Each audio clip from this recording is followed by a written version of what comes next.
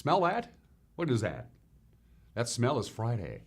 And it's a sweet smell indeed. Happy Friday. It is the 3rd day of May, 2019. I'm Dan Kuntz, your host for Wake Up Wenatchee Valley. Thanks for joining us and getting your big apple blossom weekend underway. Yeah, there are 52 Fridays in a calendar year, and this is one of the best ones because we're into the big weekend. All the cool stuff happens. Well, it's been going on for a while, but now we're into the Grand Parade weekend. There's no question that the Apple Blossom Festival Grand Parade, the Stimilk Growers Grand Parade, is the single biggest event of the Apple Blossom Festival. And thousands of people will be lining the route tomorrow to watch the bands and the floats and the dignitaries and the visitors, the Grand Marshals from New Zealand, of course, the great-grandsons of Susan Wagner, the founder of our little 10-day party, are the Grand Marshals of the Stimilk Growers Grand Parade. The Masawa Sister City delegations sent most of the city here. They'll be in the parade. It's going to be a lot of fun. We're looking forward to it. The weather is going to be absolutely drop-dead gorgeous tomorrow.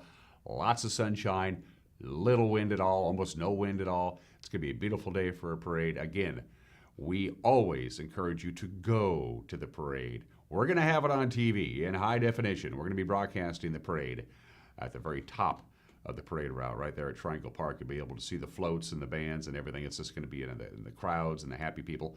But if for whatever reason you can't make it out and about to enjoy the Stimilk Growers Grand Parade tomorrow, we're going to have it for you live right here on the NCW Live channel. We'll take to the air at 10:30. We'll do some interviews, some fun stuff, and then at 11 o'clock sharp, they count it down and they go for the Stimilk Growers Grand Parade. We'll have the whole thing for you live in high definition for you tomorrow. Again, we take to the air at 10:30. The parade begins at 11 o'clock sharp. Big parade.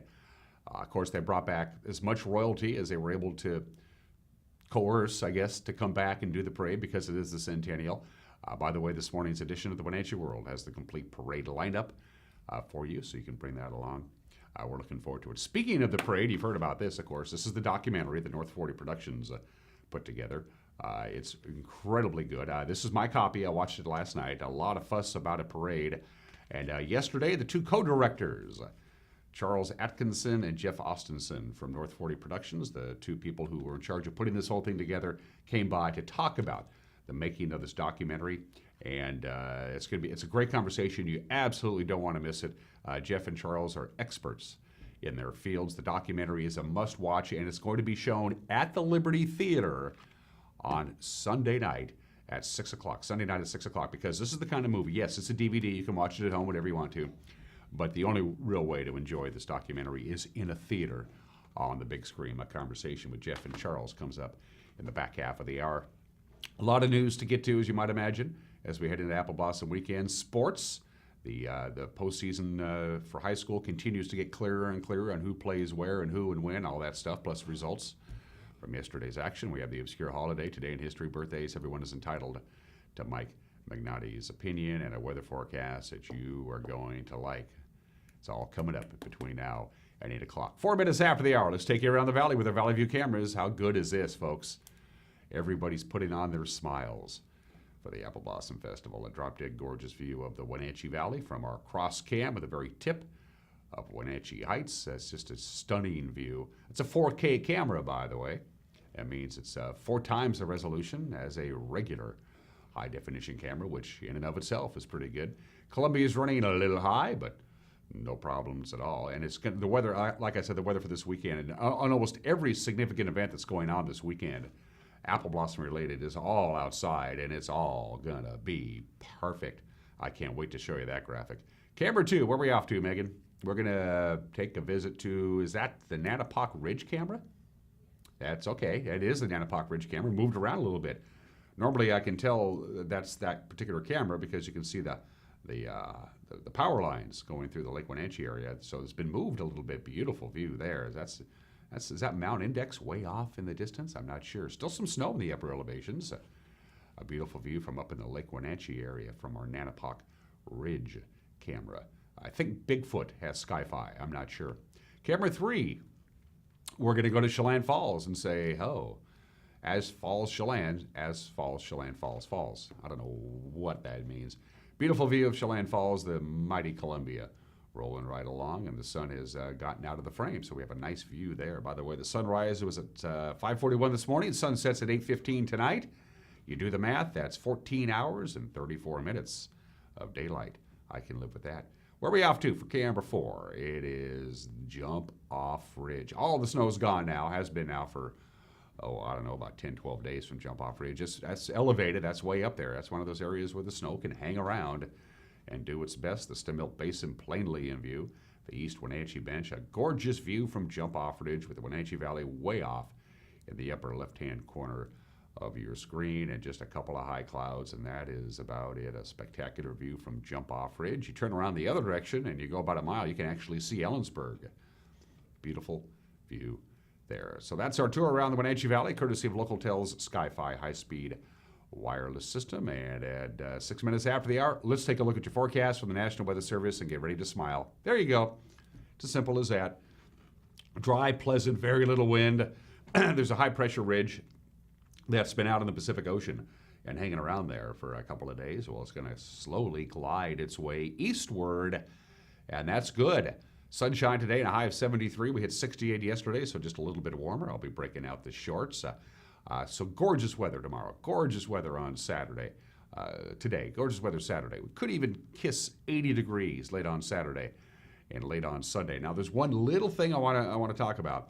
A weak cold front is going to come in late on Sunday, and that's going to make us a little breezy on Sunday afternoon. We're talking west winds Sunday afternoon, about 6 to 9 miles an hour. This is going to pick up in intensity just about sunset on Sunday night. So a little heads up there, but no wind at all in the forecast for today, Saturday, and most of Sunday. And then all next week looks nice, dry and warmer than average. Our average high temperature is about 68 degrees for this time of the year. We'll be above that all the way through Thursday of next week. You think of all the planning that goes in to the Washington State Apple Blossom Festival. It takes a couple of years to plan just one festival. For this festival, the Centennial, it was a 3-year process, and it all comes together, and Mother Nature says, you've worked so hard to put together our big party that everybody's invited to, and that's really what the Apple Blossom Festival is. It's our party. It's our yearly party we have every year this time of the year. She just gave us just perfect weather. I can't believe how good that is. Sunny and mild and not too hot. Bring it on, everybody. It's 8 minutes after the hour. Go grab your cup of coffee and come back and join me in 1 minute. We'll have your Friday morning news. You're watching Wake Up Wenatchee Valley live this morning from Studio 3 in downtown Wenatchee on the NCW Live channel.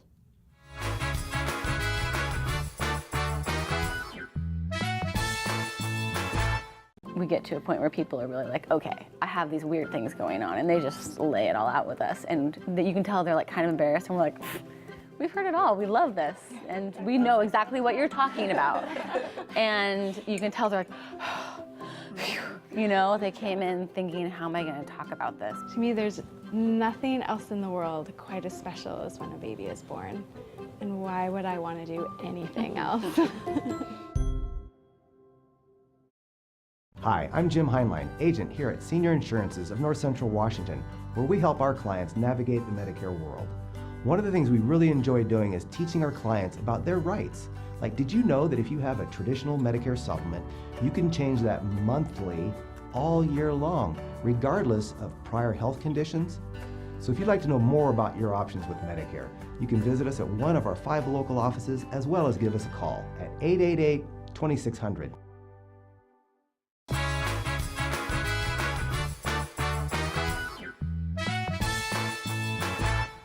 We're back at 10 minutes after the hour. Lots of sunshine, 48 degrees. We'll top off about 73 or 74 today. Upper 70s for Saturday and Sunday. Here's what's making headlines on this Friday. This was the scene shortly after 10 o'clock last night. This was captured on one of our PTZ cameras. This is a power outage near downtown Wenatchee.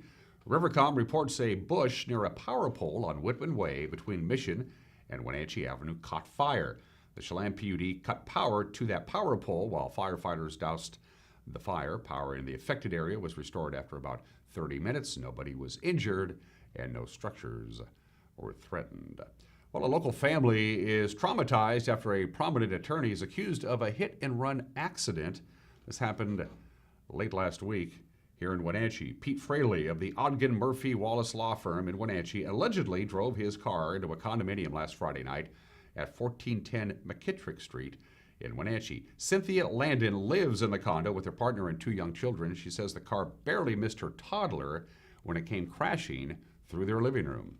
The living room has been, it is completely damaged. Like I said, it's currently boarded up. But when he hit that, he just destroyed that outside wall, and then his car pushed everything.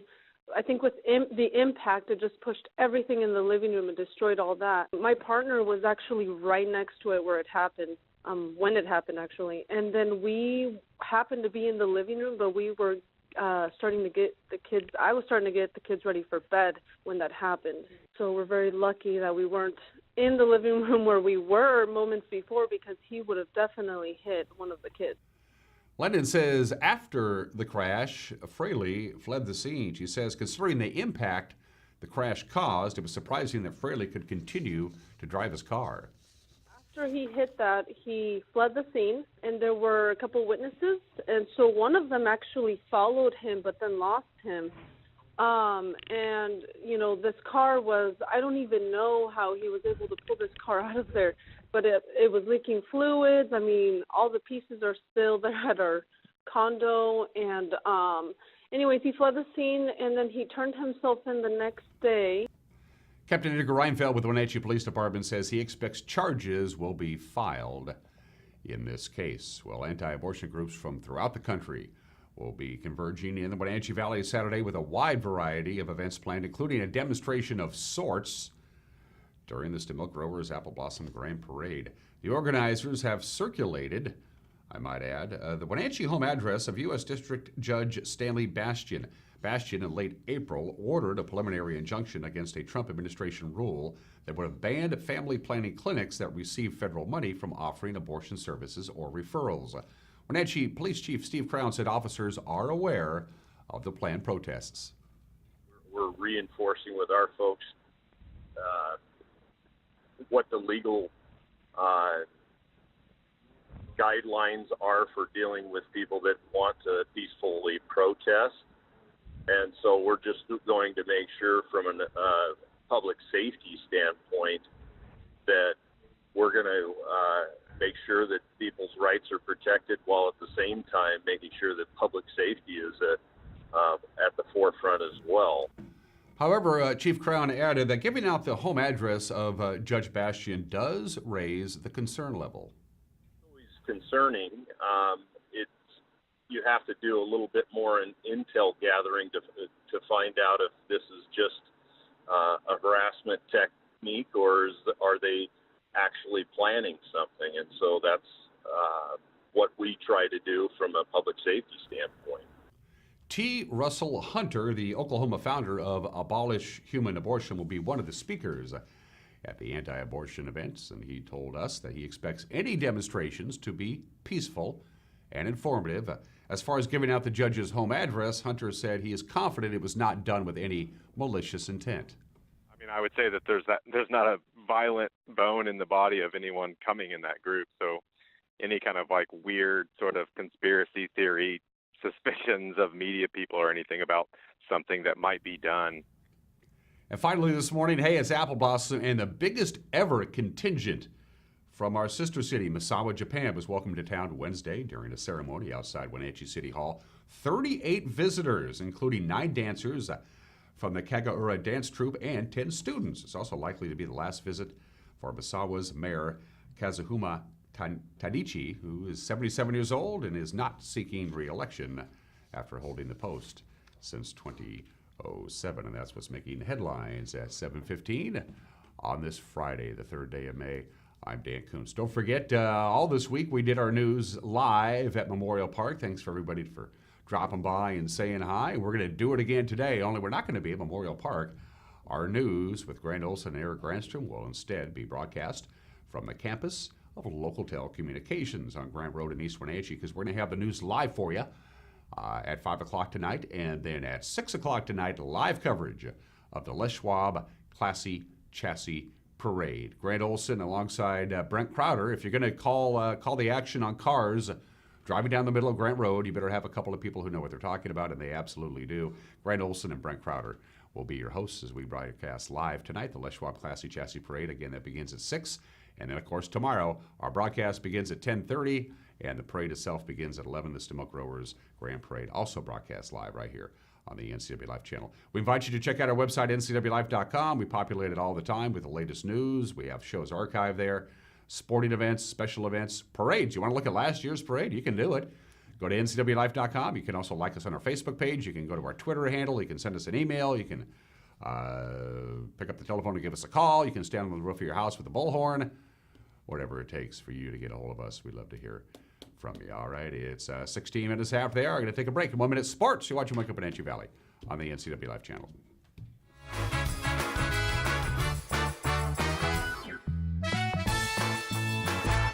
Hey folks, Carrie from Blueberry Hills. A chill is in the air and it's a perfect time for some old-fashioned comfort food like our amazing Eggs Benedict, chicken fried steak, French dips, soups made from scratch, or fruit pies fresh from the oven. The crowds might be gone, but we're still here for you folks. So bring an appetite and a friend to Blueberry Hills in Manson, where you pick, you sit, you eat, and you visit. Open Wednesday through Sunday from 8 to 3. wildaboutberries.com.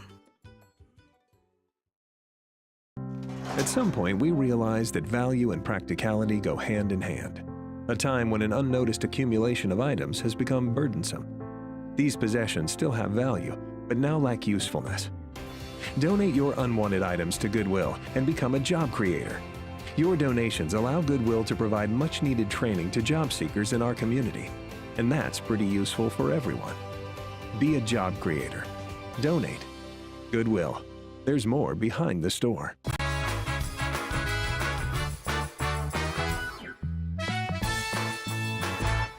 We are back at 17 minutes after the hour on this Friday. I'm Dan Kuntz. Let's do sports. The last time the Mariners struggled through a homestand, they went on the road and they won three straight. Well, they're hoping to do the same thing now. They begin a 3-game weekend series in beautiful Cleveland this afternoon. They lost 6 straight at home back in April. You remember that? Then Seattle traveled down to L.A., won 3 in a row from the Angels. Well, now the Mariners enter May on a 4-game losing streak heading into Ohio to play a team that's lost 3 of their last 4. The Tribe 16-13, second behind Minnesota in the American League Central. Seattle is a half game back of Houston in the American League West. They're 18-15 on the year. The Mariners will send Yusei Kikuchi to the mound. He'll take on Cleveland's Shane Bieber. First pitch is at 4:10. All right, to the Les Schwab Prep Baseball scoreboard from yesterday. Orville forfeited their doubleheader with Waterville-Mansfield. Manson edged Lake Roosevelt 8-6, and Kashmir beat Cascade 10-4. So they finished third in the Caribou Trail Leagues. The Bulldogs do. Prep softball yesterday. Waterville-Mansfield celebrated Senior Day. They downed to Orville 12-1 and 12-10. Lake Roosevelt swept a doubleheader from Manson 15-0 and 14-1. And it was Kashmir topping Omak 13-3. It was an epic battle for first place in boys lacrosse at Lieboff to Field at the Apple Bowl last night. And despite outshooting the Bombers 26-13, Wenatchee fell to Richland 11-10. Tristan Plock had his second consecutive 7-goal performance for the Thunder. Jake Reiner made a return from a hamstring injury, scored a couple of goals. So Wenatchee Valley will be the number 2 seed out of the Central Division heading into the playoffs. That's next week. They will host a first-round game Thursday night, 7 o'clock. Lieboff to Field at the Apple Bowl. We'll have it live right here on the NCW Life channel. We just don't know who they're playing yet. Their opponent is yet to be determined. The Wenatchee Panther boys and girls tennis teams once again the regular season Big 9 champs. It came down to yesterday's final match of the season at West Valley. Wenatchee swept both. The boys, a hard-fought 4-3 victory over the Rams. The girls won 6-1. Eastmont celebrated Senior Day with a sweep of Moses Lake, 6-1 for the boys, 5-2 for the girls. Kashmir swept Omak 5-0 and 4-1, and Cascade had no trouble knocking off Ellensburg 5-0 for both the boys and the girls. The prep soccer postseason begins today. District 6 4A play-in game. The Wenatchee Panthers host the Moses Lake Chiefs. Eastmont will entertain the Davis Pirates. Both matches begin at 6 o'clock. In the District 6 1A playoff, Chelan plays at Tenasket at 3:30. Kashmir will host Manson at 6. Let's talk prep baseball today. Chelan hosts Connell in a doubleheader at 3:30. Cascade travels to the Tri-Cities for a game against Keona Benton at 4. Eastmont on the road at Davis for a doubleheader at 4. And Wenatchee will host Eisenhower for 2 games at Historic Recreation Park, also beginning at 4 o'clock. Let's talk softball. Eastmont hosts Davis for 2 games beginning at 4 o'clock. Wenatchee's on the road at Ike for a doubleheader at 4. Also at 4, Cascade hosts a single game with Cashmere, and at 4:30, it's Okanagan at Chelan. There are 3 track meets in our area today. Cashmere is at the Cle-Elum Invitational at 3:30. Chelan is at Royal City for the Ron Vanderholm Invitational. That's also at 3:30. And at 4, it's Antioch and Pateros in Winthrop. And also, Antioch and Pateros have a meet in Winthrop against Liberty Bell. That's how that works. And finally, what's happening this weekend? Well, the big Tour de Bloom bicycle race. Today is the road race. That happens in the Plain area. So if you're in the Plain area and you're driving around, watch out for bicyclists, all right? Tomorrow, the Twilight Criterium in downtown Wenatchee starts at 2:30, goes well into the evening hours. That means Mission Street will be closed from Yakima to 2nd, Wenatchee Avenue from Yakima to 2nd, and Orondo, Palouse, and 1st Street from Mission to Wenatchee Avenue. Then on Sunday, they have a road race in and around beautiful Waterville. The Norm Evans Memorial Apple Cup Regatta is Saturday and Sunday on Lake Chelan. About 40 hydroplanes expected. They'll be racing off the shore of Don Morse Park beginning at 10 o'clock both Saturday and Sunday. The ABT Spring Slam Men's Softball Tournament today through Sunday at Walla Walla Point Park, and the Rug Right Nation 3-on-3 Basketball Tournament tomorrow from 2 to 4 at the Pybus Public Market. And those are just some of the games that people are playing at 21 minutes after the hour on this Friday. It is the first Friday of May, and that means today is No Pants Day. Yep, as the name suggests, it's a non-official holiday in which you don't wear your pants at home or in public. In the spirit of the holiday, you're not supposed to wear your pants, but you're supposed to act like that you're unaware that you're not wearing pants, because that's the urban legend about how this all began. Sometime in the mid-'80s in New York City, some guy had a really big meeting he had to go to, and he had his wife iron his pants, and he got distracted, and he was afraid he was going to be late for this very important meeting, and so he forgot to put on his pants, and it wasn't until he was on the subway on his way to the meeting that he realized he wasn't wearing any pants, and so he just smiled and pretended that he was wearing pants anyway. That's the urban legend of how the tradition of No Pants Day began. If you participate in No Pants Day today, good for you. I'm not. I'm wearing pants. Later on today, I'll change into shorts, but that's really not the idea behind No Pants Day, always celebrated the first Friday in May. Let's do Today in History. 3 items caught my eye. Gone with the Wind. The great novel by Margaret Mitchell won the Pulitzer Prize for fiction. My dad would not let me watch the movie Gone with the Wind until I had read the book Gone with the Wind, and I came to the conclusion then, as I do today, that the book is better than the movie. Ironically enough, Gone with the Wind is the only novel that Margaret Mitchell ever wrote during her lifetime, believe it or not. She just wrote the one book, but it won the Pulitzer Prize 82 years ago today. 67 years ago today, William Benedict, Joe Fletcher, and one other guy landed, we don't have the actual photo, I had to find that someplace else, landed a plane on the North Pole, right at the North Pole. Yeah, there were 3 of them, the 2 pilots and a scientist. They flew to the North Pole. They became the first Americans to set foot on the exact geographic North Pole. Now, the North Pole had been kind of sort of reached before, but nobody really knew if they were exactly at the magnetic North Pole of the planet. These guys got there. They were the first Americans. They thought they were the first ones ever. What they didn't know is that 4 years earlier, a Soviet plane had done the same thing, but this was the Soviet Union in the late 40s and the early 50s, and they didn't tell anybody what they had done. Anyway, landing a plane on the North Pole. That can't be easy. And there they are, of course, heading off to the departure gate for their connecting flight to Newark. And finally, 62 years ago today, it's official.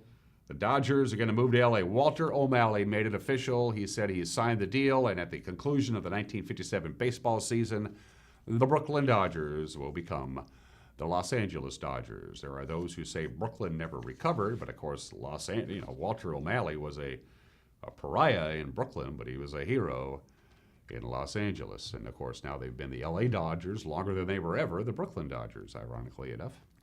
Finally, we got some historic birthdays for you. 2 famous musicians, 3 famous musicians, and a very famous athlete. There's Bing Crosby. Harry Lillis Bing Crosby Jr., born in this date, May 3rd, 1903. Of course, he was a Northwest guy, born and raised in Tacoma, went to Gonzaga University. He was the biggest selling artist of the 20th century. If you factor in records, tapes, CDs, digital downloads from all over the world, they figure he has sold over 1 billion records. And Bing Crosby's probably biggest claim to fame, he was the first multimedia star ever. He did records, he did radio, he did motion pictures, he did television, he did concerts, he did it all. Bing Crosby. And he died the way I wanted to die. He died of a heart attack at the age of 74. He played 18 holes of golf with his buddies in Spain. He said, "Good round, boys." And on his way to the clubhouse, he dropped dead of a heart attack. Not a bad way to go. Bing Crosby, born in the state in 1903. Charles Ruffing, better known as Red Ruffing, one of the greatest pitchers of all time, was born in the state in 1905, passed away in 1986 at the age of 80. His biggest claim to fame, he invented the slider. If you're a pitcher, you know what a slider is. Most people credit Red Ruffing with the invention of the slider. He was a member of 6 World Championship teams with the New York Yankees and inducted into baseball's Hall of Fame back in 1967. And the musicians I was talking about, the legendary Pete Seeger, was born 100 years ago today. He wrote songs, folk songs. He was an archivist of many kinds. Of course, he was with the Weavers for many, many years. Pete Seeger would have been 100 years old today. And James Brown, the leader of the famous Flames and the JBs, the godfather of soul, the legend himself, James Brown, was born in this state in 1933, passed away a number of years ago at the age of 73. We miss James Brown. Mike McNaughty's opinion is still on the way, and my conversation with Jeff Ostenson and Charles Atkinson, the co-directors of this movie, this documentary, which is now available for you to buy on DVD. A lot of fuss about a parade. It took them 2 years to make it. I watched it last night. It's 97 minutes of pure entertainment. We're going to talk about the creative process with Jeff and Charles when we come back from our commercial break. But finally, for the very last time, because the Apple Blossom Festival wraps up this weekend, my last chance to talk to you about that. Yes, there it is. The commemorative Pepsi can celebrating the 100th Washington State Apple Blossom Festival. These cans are everywhere. They're at convenience stores, they're at grocery stores, they're in vending machines, they're at Memorial Park. Before the Apple Blossom Festival is over. And they're going to be on shelves for a while yet, as you might imagine. Absolutely pick yourself up a 6-pack or a 12-pack or a case of these commemorative Pepsi cans with the special centennial logo, courtesy of Weinstein Beverage Pepsi-Cola, who've been sponsors of the Washington State Apple Blossom Festival for 36 years. Going to take a break. Everyone is entitled to Mike McNaughty's opinion, and then we'll talk to Jeff and Charles about a film that you need to see. It's all coming up between now and 8 o'clock. You're watching Wake Up in Wenatchee Valley on the NCW Life Channel.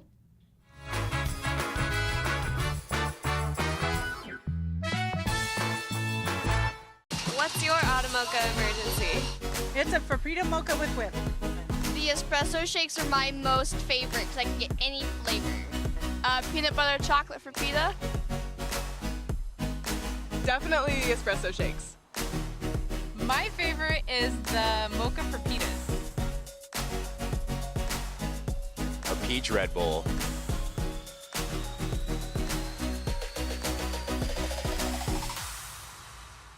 Hi, this is Brian Snyder with Black Rock Asphalt Services here in Wenatchee, your local Black Rock seal coat company. Have you looked at your driveway or parking lot lately? Is it gray and oxidized? Does it have cracks that have not been taken care of? Or do you have striping that is pretty much non-existent? Please give us a call locally here, 509-665-9769. Learn more at blackrockasphaltsealcoating.com. RLS Productions is proud to bring to the NCW Life Channel the Concerts in the Gardens Summer Series held at Omi Gardens. The series features performances from Rare Earth's Peter Rivera, Heart by Heart, Too Slim and the Tail Draggers, The Infinity Project, the Wenatchee Swingin' Big Band, and a whole host of other great acts. Tune in Wednesdays at 1:30 and 7 p.m. and Fridays and Saturdays at 10:30 a.m. and 9 p.m. RLS Productions Concerts in the Gardens Summer Series, only on the NCW Life Channel. When you think of Doghouse Motorsports, you might think of motorcycles, but there's a lot more in this house. How about Honda Power Equipment? From snowblowers to lawnmowers to generators and even water pumps, Honda is the brand that sets the standards. Perhaps you need an ATV or UTV. The Doghouse has the largest selection anywhere. Did we mention watercraft and snowmobiles? And of course, we have motorcycles too. Back it up with terrific customer service, and you have Wenatchee's best motorsports store 5 years running. Isn't it time for you to be in the doghouse? The Cottage Inn has been a Wenatchee Valley landmark since 1940, making it one of the longest-running locally owned restaurants around. And it's better than ever. Steak, seafood, and their famous homemade desserts for dinner, wonderful lunch items, and breakfast on Sundays, all made from scratch and at an affordable price. It's no wonder the Cottage Inn has been so popular for over 75 years. Enjoy a fabulous meal today at the Cottage Inn on Easy Street in Old Station.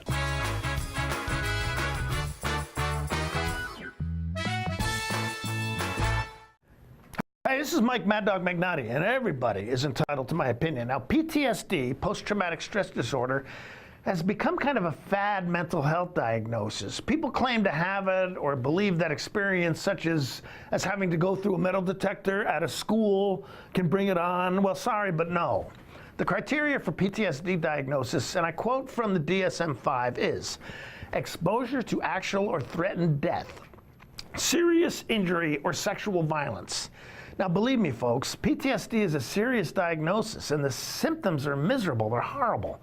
No one who understands the terrible significance of having and suffering from PTSD would claim to have it if, in fact, they really didn't. This is Mike Mad Dog Magnotti, and that's my opinion.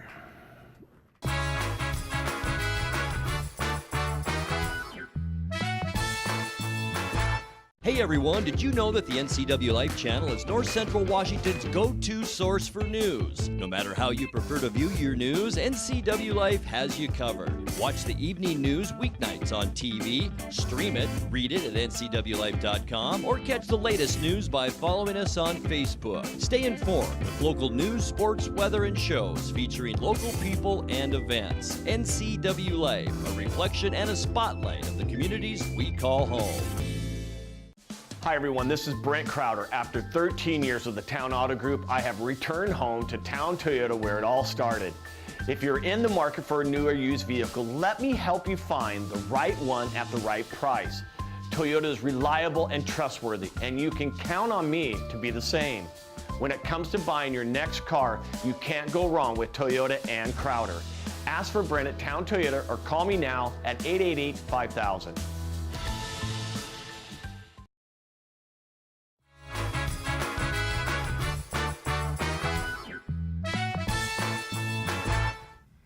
Welcome back to Wake Up Wenatchee Valley. I am Dan Kuntz. Sometimes things just work out. On Monday, Eric and I were sitting around talking. He said, you got to get Jeff and Charlie on from North 40 Productions because they're going to show the Apple Blossom documentary in Liberty Theaters, in a theater, the way you're supposed to watch a movie. They're going to do it on Sunday, the last day of the Apple Blossom Festival. You got to get Jeff and Charlie in to talk about the movie from North 40 Productions. I said, that's a great idea, Eric. And this was on Monday afternoon. And Monday evening, I wandered into the beer garden at Memorial Park, and who wandered in 5 seconds after me? But the gentleman to my immediate left, who was no stranger to the beer garden. We're not going to talk about that. Jeff Ostenson is to my immediate left, Charlie Atkinson to my far left. They are the co-directors of this fun little movie. It's called A Lot of Fuss About a Parade, and it's been the talk of the centennial celebration of the Washington State Apple Blossom Festival. Welcome to the program, gentlemen. Thank you very much. Thanks for having us. Charlie and Jeff, it's good to see you. First of all, let's go back in time. It was well over a year ago. I want to say it was March of last year when you were first broached about doing something. Because actually, quite a bit before that. Okay. The genesis of the film, I guess. Yeah. So we sat down with Darcy and actually Alex Haley, who's on the board of the festival, almost 2 years ago. So it would have been in 2017. We sat down and basically the question was, the 100 years coming up. What can we do about that, and what makes sense? And we kind of pitched different ideas to Darcy, saying we could do a 3 or 4 minute short, just a teaser of fun, just to get people excited, or we could do a documentary short of 10 to 12 minutes that has a little story, or we could go all in and we could do a feature documentary about this. And what we were really trying to do was figure out a way to bring everybody together to be able to celebrate the centennial. And there's a lot of reason to do a documentary above just sort of something simple and small, and that's really that we can take a snapshot in time right now of how the festival operates, how they do it, the people that are involved, their motivations. But we can also go back and interview all these people from that are still alive, that were royalty or part of the festival back in the 40s and 50s and 60s. And you can do all that right now, and we can have that media, and we can have this great documentary to celebrate. But 100 years from now, we're going to have all this media too. So ultimately, Darcy said, well, I want to do the documentary, what's it going to take? So we sat down and kind of talked about it, and she said, I can go out and get this, the sponsorship needed to make this happen. And she did. And she sure did. Thanks to the Matheson family, by the way. Stamilt was the major money behind this, and there were others as well. We had 12 full sponsors, Stamilt being the presenting sponsor, and then we had 11 others. So yeah, tremendous appreciation for the sponsors and for Darcy and all her hard work to make it possible. And then what, Charlie? I mean, you go, okay, now we're going to do this film. We're going to do a full-length documentary about the apple blossom. How do we tell this story? Did you just start gathering footage and let the story tell itself? Talk about the creative process. Well, the first thing we did was take a look at the calendar of events, what happens over the course of a year in the Apple Blossom Festival, and it is mind-boggling. How many things are on the calendar? Not just from the royalty path. They have 6 appearances a week for several months, but Darcy's calendar and all the things that take place over the course of a year in the life of the festival, we knew that we had to film most of that. Yeah. So we were at a ton of things, and we let the story evolve as we were in production. We knew that we wanted to look back, we knew that we wanted to capture today, and we started just by putting all those things on the calendar that we knew we needed to shoot. And if there was any question about whether or not we should shoot it, we shot it. Yeah. That's the general rule of thumb. When in doubt, roll film, and if you don't need it, you don't need it. So we actually started in November of 17 with the mandatory meeting of when the royalty candidates first decide whether or not they want to run, all the way through the royalty process, which ends, selection process, which ends in February, and then their job of promoting the festival all through the festival. So this would be in 18 in May, and then we filmed that royalty giving away the crown in February of 19. Mm-hmm. So we did really follow them for 14 to 15 months. And Queen Greta and her 2 princesses, Sophie and Jessica, were the best. They were so good at representing the Valley. That probably made your job a lot easier. Well, it really did. They were fantastic. They were charismatic and fun, and they. I have to say that they were very gracious in letting us follow them around and all those functions with the camera. Because I could see, and personally I like to be on the backside of the camera, that it would make somebody uncomfortable. But they were very gracious, and they just kind of held it all together and showed their true character and letting us really document their lives for that long. Go ahead, Charlie. I was just going to add to that. It was the first time, I think, for myself, I don't know about you, that we've really embedded ourselves in a narrative. And eventually we disappeared as filmmakers for our talent. We got to blend in, and we stopped being noticed at some point, which only happens when you get to work with somebody for months and months. But that was pretty cool. It was great. And I mean, to give a sense of scale, we had, in that period between November and the festival in May, we had over 50 location shoots. That's a lot. It really is. That's a lot. Yeah. And that doesn't even count the archive footage. So the word got out. Charlie Charlie and you are going to make a film, and it's going to be basically about the Apple Blossom Festival. And then did you start getting calls and emails? Hey, I got film strips from the 40s, or I got pictures, or I have whatever. How did that work out? Well, we intentionally went out and started looking at the different archival opportunities out there. So one of our staff, Chad Yenny, was put in charge, and he basically contacted the museum, and he contacted you, and he contacted the festival office, and Barbara Bell, who wrote a book about it, and we just basically went out to the community and started asking for it. And there's just a wealth of media out there. I was a little overwhelmed just by how much there was. So we really, what we did is we went out in the fall of 18. We said, okay, what's out there? And we got a sort of a catalog of that. Then we edited the film, and then we came back and knew where we wanted to place these things. So we didn't get overwhelmed with, just media upon media upon media. We kind of deliberately went out there and found the things that were going to make sense for us. Editing, for those of you who are not in the business, is the key to everything. It's by far the most time consuming. The film itself runs 97 minutes. Yeah. So how much stuff ended up on the cutting room floor just because you had to make it a reasonable length? You weren't making Gone with the Wind here. No. Just a lot? Oh, Most of yeah. it, I suppose. Well, there's probably there's more than 400 hours of footage, and then we have to get it down to 97. That doesn't include archival footage, so there's probably another 50 hours of archival footage. It was really a challenge to figure out what to cut. The first film that we watched was probably, if we started with 500 hours, I think our first cut of the film was more like 4 hours. And then really you're just saying, well, that doesn't fit, or this doesn't make sense, or we just really don't need that, and you're just kind of shaving as you go through. And at the end, I think we had about a 2-hour film, and we really wanted to get it closer to 90, or at least 100, right, for the 100th. And then the funny thing to tie in there is the name, like a lot of fuss about a parade. We didn't have a name going into sort of the last round of edits with our focus groups, but we had some options. And when we did settle in on a lot of fuss about a parade, that helped us decide some of the things were going to get cut, because they didn't necessarily support the name. They were something that happened, it was interesting, we had done some edits with it, but it just didn't necessarily support the name. So it made it really easy for us to cut those, to get it down to its 97 minutes. Total team effort. It wasn't just you two. As the co-directors, you mentioned Chad, but everybody at North 40, and you have a pretty sizable staff who are incredibly talented people, everybody was in on this. Oh, yeah. Steve Scott, Oli Mingo. Steve was both a producer on the film, but he also sat through the most footage in review. He's sort of the first guy to look at everything.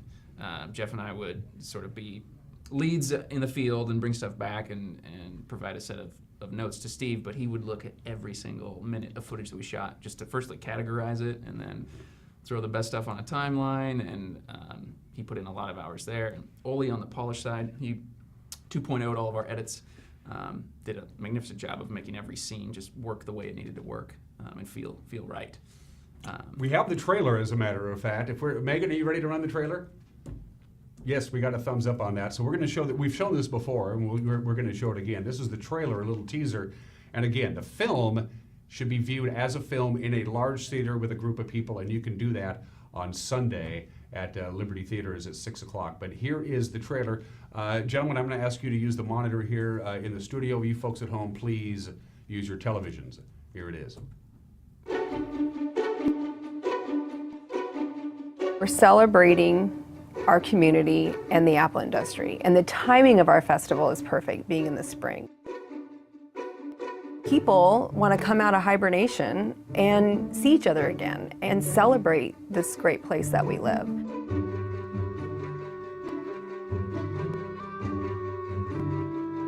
In the very beginning, it was just a one-day thing, a blossom day. In 1922, they had 250 floats in the parade. 100,000 people would come in to see this. Each area had a princess. I mean, it was Princess Sunny Slope and Princess Beehive Grange and Badger Mountain. Here are all of these ladies that were involved in this when they were in high school, and now here we are as this year's top 10, and we have the opportunity to be up on this wall. I've always looked up to the royalty and always dreamed of wearing a crown and a pretty dress. We're just trying to train them to be themselves at the next level. You're going to have etiquette lessons. You're going to learn how to eat. You're going to learn how to walk. You're going to learn how to talk. And if you know what your crutch words are, you can avoid them simply by writing them down. The biggest thing for me will be the fear of messing up. What is your point? Go away and edit it until you can tell me in one sentence, what's your point? I just want to be able to have a smile afterwards and just be able to say, I did that. That was a part of my life. Just the chance to represent our valley and serve and give back to a place that's given so much to me. Purpose of the royalty really is to pick a real genuine 18-year-old girl that's going to promote apple blossom and the apple industry. Let out one last scream before you go. And now the moment we've all been waiting for, the 99th queen to reign over the Washington State Apple Blossom Festival. Her Royal Highness, Queen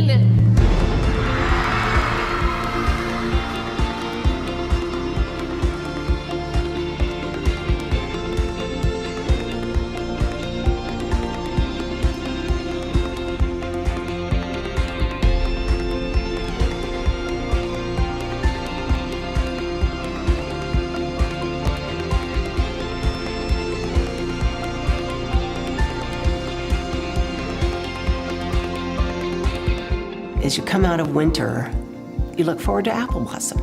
Every year, you know it's going to be here. You can count on it. And it is a celebration that we get to live here in this beautiful Wenatchee Valley. Somebody said once, it's a lot of fuss about a parade. It's a fun thing to do. People like to do fun things. And nobody else does it like apple blossom.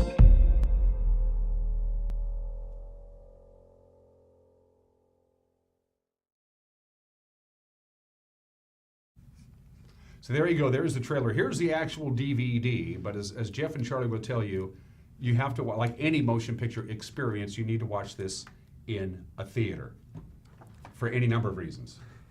Well, there's lots of reasons. I think that the number one reason to watch this film this Sunday at 6 o'clock at the Liberty is that the Liberty is also celebrating their 100th year. So our Liberty Theater was built in 1919, and I think all of us from here or live here have spent so much time in that place, and it's such a valuable part of our community. Just to go celebrate that momentous occasion for them and for the film at the same time, it's just you couldn't have a better opportunity. And really, I think the other part of that is to sort of appreciate what the Liberty does, because they're, Brian and team over there are so committed to local film and to support and allowing us to be in there. Just such a generous thing. So, we want to go support them as well. And then I think, secondly, from a technical standpoint, it looks great. It's so bright and beautiful. You really couldn't see it in a better place.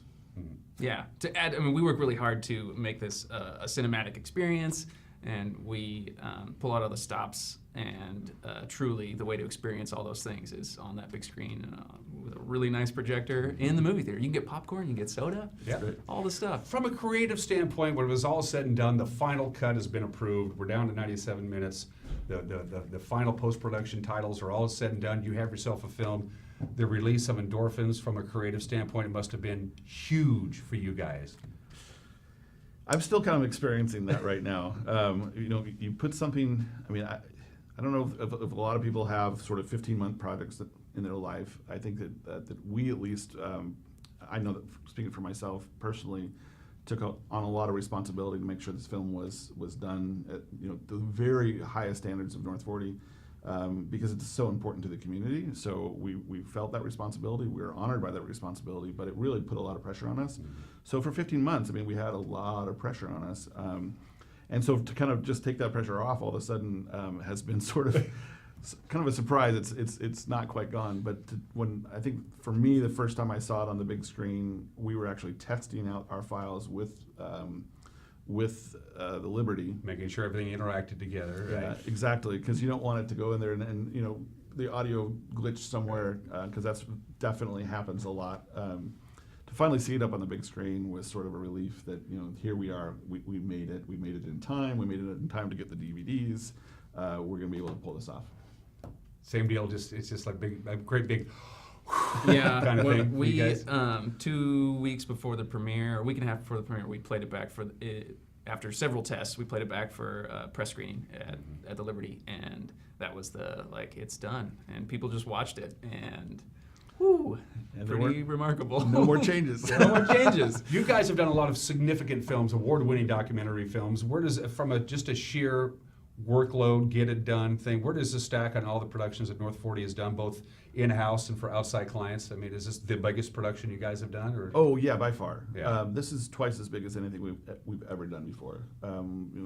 We've done feature films, and we've done kind of in that 30 to 40 minute film several times, probably 6 or 7 times. But the longest film to date had been an hour long. Mm-hmm. So this is almost twice as long. And the media that we acquired for this film was maybe 3 times as much as other films have been. So it's definitely, by far, almost double our biggest project to date. And to add to that, this is a nod to Darcy and the festival. This also has had the shortest life cycle of any feature project that we've tackled. So a lot of films, we're spending half of our time raising money for larger scale projects, and we didn't have to do that on this film. Darcy took that on, and here's your money. Here's your check. Instead of spending 4 or 5 years on a project like this, to be able to do it in less than 2 years is pretty remarkable. In fact, that brings up a question, and we're almost out of time. I have to ask you this. they gave, you said, here's our budget that we need to make this work, and Darcy said, I'll get you the money, and she got you the money. At where was the give and take as far as the creative process is concerned? The Apple Blossom Festival on one side, North 40 on the other. This is, hey, we paid you a lot of money. This is what we want in our film, as opposed to we're the creative side of it. This is what we think would work best. How did that give and take work? Well, again, we have to nod to Darcy and the Apple Blossom Festival, the board of directors, Andy Kottkamp, who was the director general at the time, giving us a lot of trust. We invested almost an entire year before they saw anything. But at the end of the day, I mean, I think it's a little bit of a complicated relationship, because they raised a lot of money to make the film, but we also put in way more time and effort, probably almost double what we would have gotten paid for in time to donate to the film as well. So I like to think that we have a very great partnership on this film, and that we both are sort of investors in it, time and resources. And when it came down to creative decisions and directorial control, we kind of shared that. We presented a focus group to Darcy and a bunch of other people, and Andy, and really they came back with a few questions and a few notes, as did the whole group. But at the end of the day, I really feel, and I don't know if Charles agrees, but really it was a partnership. And I don't think it was definitely not, here's what you're gonna go do. It was, we presented here how we felt this story could and should be told in a current, engaging, not just here's the history of it all, but to really take a snapshot in time of what it's like at the 100th anniversary of this festival. And they loved it. And I have to, again, give credit to Darcy, because she is a main character in this film. She is sort of our guide throughout. And that's really hard to see yourself on the big screen, and she's not used to that. And she did it with grace and understood that she needs to separate the idea of seeing herself on film versus what the story actually was. And I think so far, I'd like to say that everybody that I've talked to has been really happy with it. So. Well, I'm gonna watch it as soon as I get home, just so I know what I'm gonna watch on the big screen. And then there's the team within the team, because you and Charles have to work together as a team as co-directors to make sure you're on the same page and the train is going down the right set of tracks too, right? Yeah, how'd that go, Charles? Pretty well. We didn't butt heads a lot on this project. That's good. We can certainly, but no, we were moving in the same direction for the most part. Well, I think part of our this is how North 40 sort of operates, is we really appreciate creative tension. So the idea is that if we disagree, we do need to talk that out and come to consensus. And sometimes, the way we say it is sort of defend your position and then run to the middle, right? So you say, I feel this, you feel that, and then we kind of find something together. It was really great the way that we were able to work together on something, because sometimes I would be in the weeds on a certain edit, and I would do a certain section and come back and be able to share it with Charles, and Charles would say, well, have you thought about this? And we were able to do that vice versa, because we were both in the weeds in certain places and not in others. And I don't know, when you're editing and you do get in the weeds, sometimes you can't see the big picture anymore. And so that's why I feel like, partnering with somebody on directing makes a ton of sense on something of this scale. And it also lightens the workload a little bit as well. Yeah. Maybe it says something about the professionalism of North 40. When Chad first came to see me to get my archival stuff, I didn't have anything to put it on. And he opens up his wallet and he's got an SD card right in his wallet. And I go, you got to be kidding me. He goes, I always carry one in my wallet, because you never know when you're going to need one. Right. Again, this Sunday, the 5th, at the Liberty Theater, 6:05 screening time. You got to see this in the big theater. And the DVDs are obviously available now. I think you can probably pick them up at the Apple Blossom office and buy your own actually copy. at the festival, booth right now. So there you go. Yep. Last question: what's up next for you guys? Any projects you can talk about that isn't being on the hush hush, or you got what's next for North 40 that we can? Well, our big next documentary push is currently titled "The Last Ride of the Show Ponies." Yeah. Okay. We follow a indie band as they break up on their last tour, and explore the creative tension of how do you let go of your dreams, how do you move on, why does something good have to end, just the aftermath, and also talking about success in the indie music world. What does that look like? What does it mean? Is it achievable? Yeah. Well, don't watch the film Let It Be, because you'll be depressed as hell when that baby's over. Charles, Jeff, it's good to see you, my friend. Have a great Apple Blossom Festival. Thank you very much. And I'll see you in the beer garden. All right, sounds good. Perhaps. You're watching Wake Up in Wenatchee Valley. We'll be right back.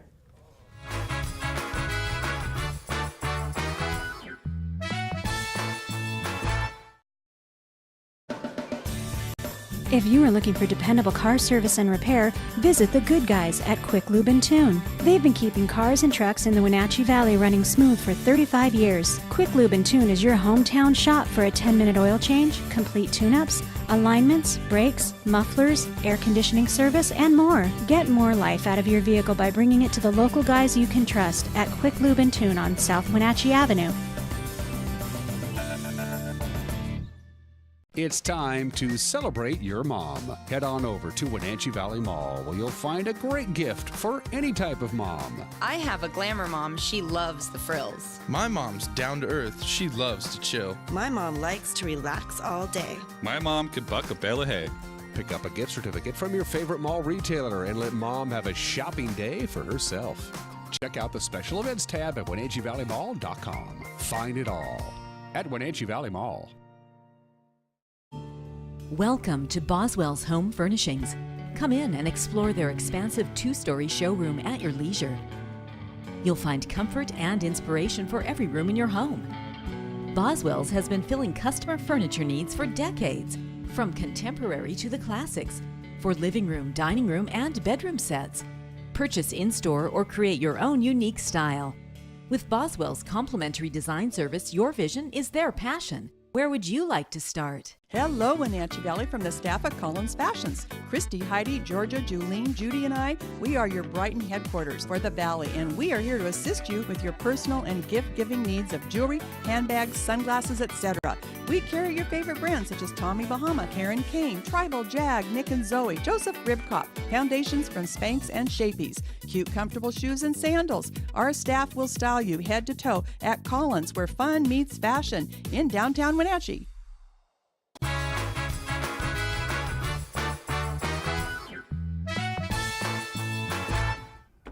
Just a couple of minutes left in this program. Whoa, did you see those birds fly by? That was cool. That was really cool. Dan Kuntz, your host on Wake Up Wenatchee Valley. Let's do the weather forecast one more time for this, the big Apple Blossom weekend. And I got nothing but good news for you there. Very pleasant, sunny, warm, but not hot. Everybody's going to be looking good today. Everybody wants to know what's going on with the wind, because it's been pretty breezy this week. There is no real wind at all in the forecast for today, for tonight, Saturday, for the Stimmill Growers Grand Parade, for the 100th Washington State Apple Blossom Festival. How does that look? Sunshine and a high of 78. High pressure, which has been over the Pacific Ocean, is moving to the east. It's going to set up shop for a little while and give us all this gorgeous weather. There's one little blip out there I want to point out, and that it's going to be a little windy on Sunday afternoon. Not much. Wind will be 6 to 9 miles an hour, but you'll see gusts up above 15 miles an hour late Sunday afternoon into Sunday night. Outside of that, sunny, mild, dry, warm, perfect. Absolutely perfect. Nothing but sunshine, a light breeze here and there, not too warm. It's as good as a forecast as you can possibly hope for Apple Blossom weekend. Get out and enjoy. Speaking of Apple Blossom weekend, once again, a friendly reminder, we'll be doing our news live with Grant Olson and Everett Granstrom. We'll be doing it from the local telecommunications parking lot on Grant Road in East Wenatchee, live from 5 o'clock to 5:30. We'll take a half-hour break and get ready to go, because at 6 o'clock tonight, if you can't make it to the Les Schwab Classy Chassis Parade, you can watch it in high-definition television right here, 6 o'clock tonight, and then 10:30 tomorrow morning. Go to the parade. Go to the parade. But if you can't make it for whatever reason, you can watch the Stimmill Growers Grand Parade live. We'll take to the air at 10:30 tomorrow morning. Have a great Apple Blossom weekend. Have a great weekend, period. We'll see you Monday. Take care. Bye-bye.